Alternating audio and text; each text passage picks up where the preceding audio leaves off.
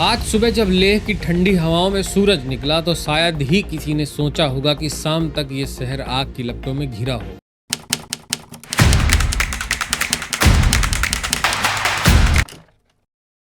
दोस्तों, ये कहानी है उस गुस्से की जो पिछले 4 सालों से लद्दाख के युवाओं के दिल में भर रहा था और आज वो फट पड़ा। सब कुछ शुरू हुआ एक भूख हड़ताल से। सोनम वांगचुक और उनके 14 साथी 10 सितंबर से भूख हड़ताल पर बैठे थे। ये एक 35 दिन की योजनाबद्ध भूख हड़ताल थी। मांग सिर्फ एक थी कि लद्दाख को राज्य का दर्जा दो और संविधान की 6ठी अनुसूची में शामिल करो। लेकिन मंगलवार को जब भूख हड़ताल के 2 कार्यकर्ता 72 साल के तेसरिंग आंगचुक और 60 साल की तसी डोलमा अस्पताल में भर्ती हुए तो लद्दाख के युवाओं का धैर्य का बांध टूट गया। मतलब उनका पेशेंस जवाब दे गया।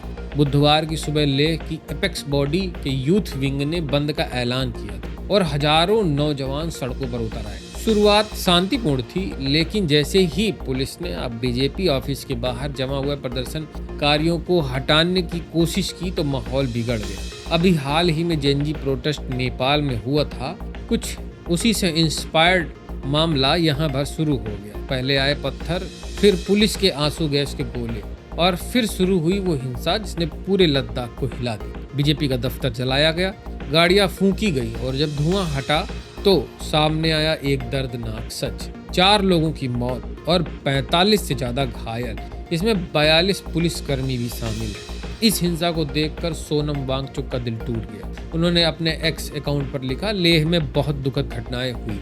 आज मेरा शांतिपूर्ण रास्ते का संदेश नाकाम हो गया।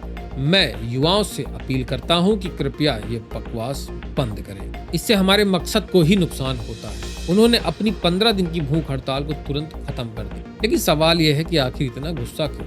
वांगचुक ने इसे जेनजी की क्रांति कहा।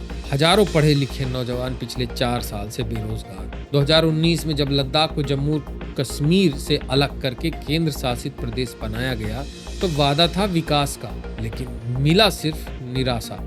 लद्दाख की 97% आबादी आदिवासी है। उनका डर है कि बाहरी लोग आकर उनकी जमीन खरीदेंगे, उनकी संस्कृति को खत्म कर देंगे। 6ठी अनुसूची की मांग इसी डर से उपजी है जो असम, मेघालय, त्रिपुरा और मिजोरम में लागू होता है। उनकी 4 मुख्य मांगे हैं। पहली, पूर्ण राज्य का दर्जा मिले। दूसरी, 6ठी अनुसूची में शामिल करना। तीसरी, अलग लोक सेवा आयोग। और चौथी, लेह और कारगिल के लिए अलग अलग लोकसभा सीटें। जानकारी के लिए आपको बता दें, 2023 में केंद्र सरकार ने हवाई पावर्ड कमेटी बनाई थी। मार्च और मई में बातचीत हुई लेकिन कोई नतीजा नहीं निकला। सरकार ने 6 अक्टूबर को अगली बातचीत का प्रस्ताव दिया था, लेकिन लद्दाख के नेताओं को लगता है कि सरकार उन्हें सिर्फ टाल रही है। आज की घटना के बाद लेह में कर्फ्यू लगाना पड़ा और चल रहे लद्दाख फेस्टिवल को भी रद्द करना पड़ा। अगले महीने होने वाले लद्दाख ऑटोनॉमस हिल डेवलपमेंट काउंसिल के चुनाव और भी दिलचस्प हो गए। 2020 में बीजेपी ने ये चुनाव जीता था, लेकिन अब हालात बिल्कुल अलग है। कारगिल डेमोक्रेटिक अलायंस ने कल 25 सितंबर के लिए भी बंद का ऐलान किया, जिससे पता चलता है कि यह आंदोलन पूरे लद्दाख में फैल रहा है। ये एक चिंता की बात है। कहानी सिर्फ राजनीतिक मांगों की नहीं, ये उन हजारों नौजवानों की कहानी है जो अपनी मातृभूमि, अपनी संस्कृति और अपने भविष्य के लिए लड़ रहे हैं। सोनम वांगचुक जैसे शांतिप्रिय नेता भी अब इस गुस्से पर काबू नहीं रख पा रहे हैं। सवाल यह है कि क्या सरकार समय रहते इस समस्या का समाधान निकाल पाएगी या फिर लद्दाख में और भी तूफान आने वाले हैं, क्योंकि जहां पर यह घटना घट रही है वहां पाकिस्तान, चाइना का बॉर्डर है। इसलिए अभी नेपाल में जो घटना घटी उसको देखते हुए यह मामला बेहद सेंसिटिव। आपकी राय जो हो वो आप जरूर शेयर कीजिए। क्या इन मुद्दों पर बीजेपी फेल हो रही है? रोजगार के मुद्दों पर क्या बीजेपी फेल हो रही है या वहां की मांगे जायज नहीं है? आपकी क्या राय है, ये भी जानना जरूरी है।